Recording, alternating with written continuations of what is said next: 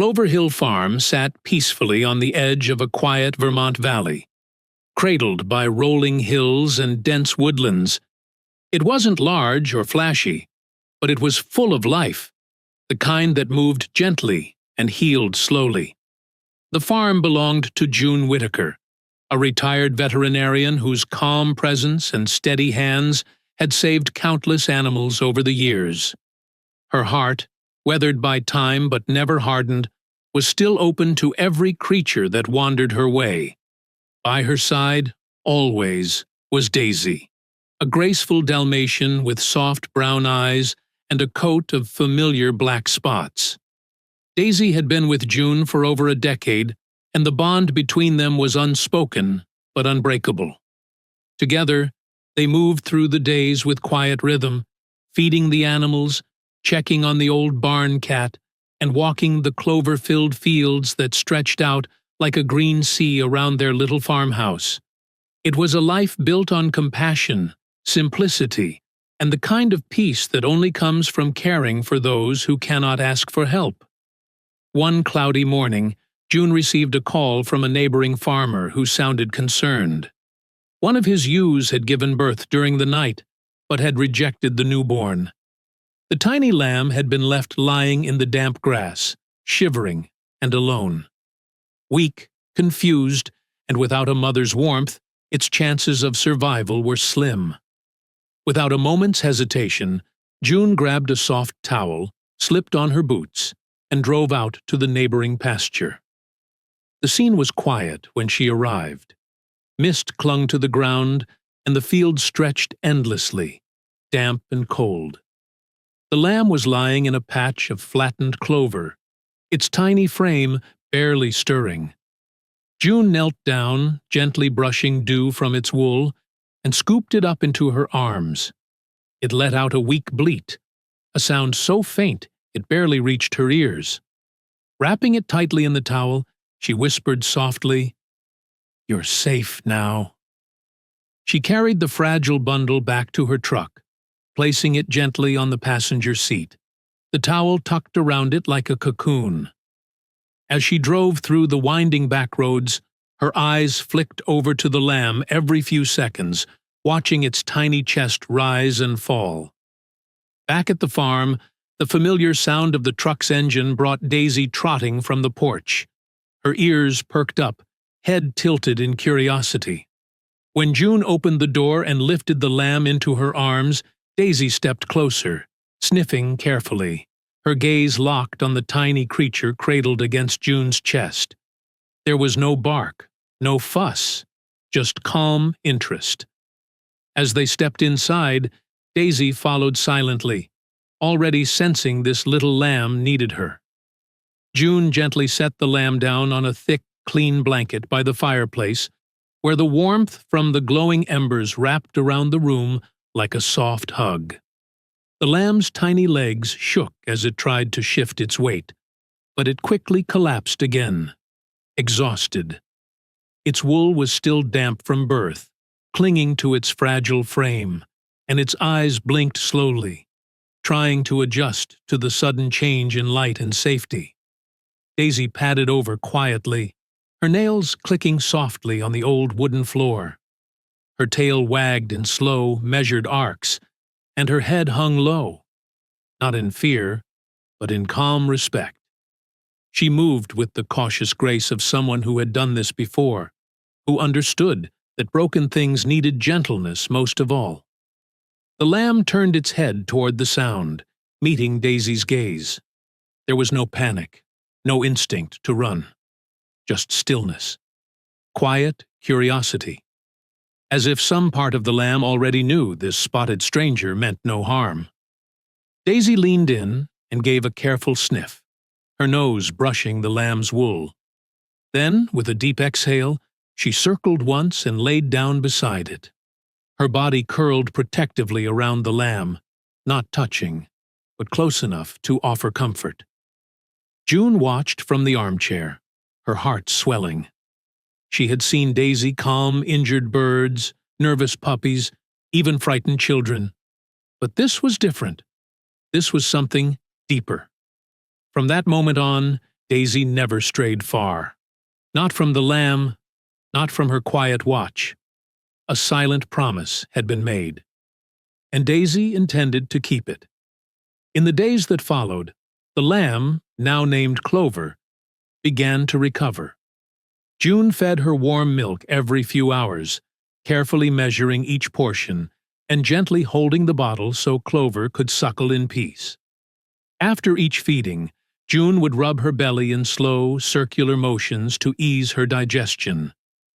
All the while, Daisy remained close, lying just a few feet away, eyes never leaving her new charge. Whenever Clover whimpered, Daisy was there, nudging her gently with her nose, licking her ears, offering a silent kind of reassurance that only another living soul could provide. The little lamb seemed to respond to Daisy's presence more than anything else. She followed her with her eyes, mimicked her posture when she rested, and calmed the moment Daisy came near. By the third night, a new rhythm had settled in. After her last bottle, Clover would curl up beside Daisy, who would shift slightly to make room, her body curving protectively around the lamb's tiny frame. June often found them like that in the early mornings, one spotted, one woolly, both asleep in a soft bundle of warmth and trust. There was no question in June's heart. Daisy had claimed Clover as her own, and Clover had accepted her.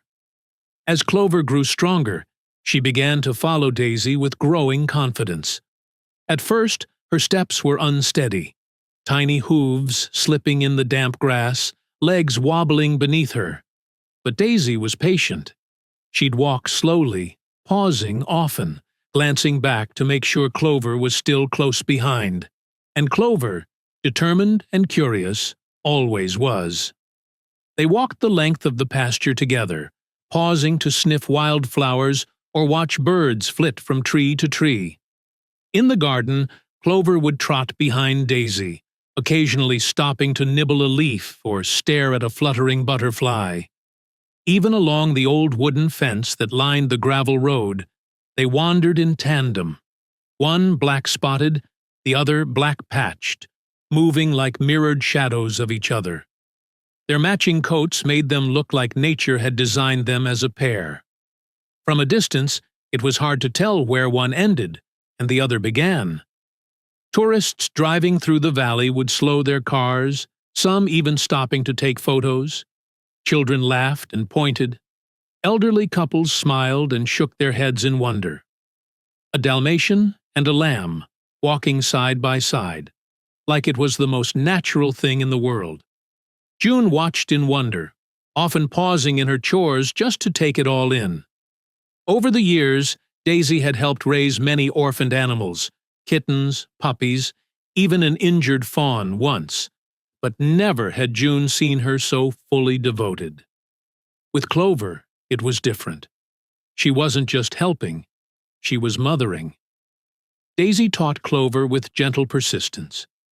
When the lamb stumbled over uneven ground, Daisy would wait patiently, walking slowly beside her until she learned to steady her footing. If Clover wandered too close to the thorny brush along the fence line, Daisy would block her path, nudging her gently away with her nose. And when the afternoon sun grew heavy, and Clover's little legs grew tired, Daisy would lie down in the shade and encourage her to rest, always keeping one watchful eye open. Their connection was a quiet language of touch, breath, and movement. At night, they retreated to the barn where June had laid down thick layers of hay. There, Clover would curl beside Daisy, her small body pressed close for warmth, her heartbeat slowing in rhythm with Daisy's steady breath. Sometimes Daisy would lick her gently behind the ears until Clover sighed and drifted to sleep.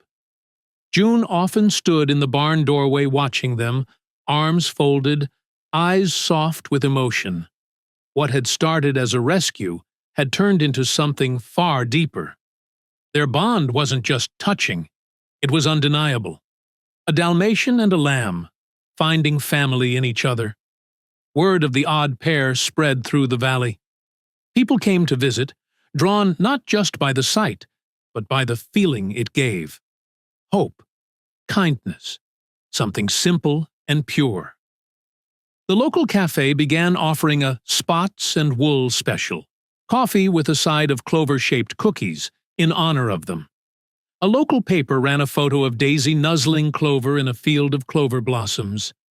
The headline read, "Spots and Wool, a friendship for the ages." Tourists stopped by just for a glimpse, and children drew pictures of the duo that were pinned to June's front gate. By the end of summer, Clover was healthy and strong. Her legs were steady, her wool thick and clean, her eyes bright with curiosity. Many neighbors and friends gently suggested that it might be time for her to join a larger herd on a nearby farm, where she'd have more space, more sheep, more of her own kind. But June knew better. She had seen the way Clover leaned against Daisy in the quiet moments, how they moved through the world like two pieces of a puzzle that had finally found their match. When the gate opened, Clover didn't hesitate. She didn't bolt or wander. She stood still for a moment, glanced up at Daisy, then trotted after her. No herd could replace what they had. No field was wide enough to pull them apart. They had chosen each other. And no fence could separate that kind of love.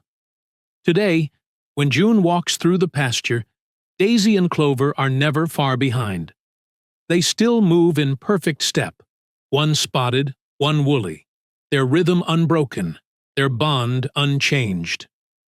The seasons have turned, wildflowers have come and gone, and still the two companions walk side by side through the clover fields. Children wave from passing cars, and old neighbors pause at the fence line just to watch them pass. There's something timeless about the way they move together, gentle, certain, and utterly at peace. No one calls them odd anymore.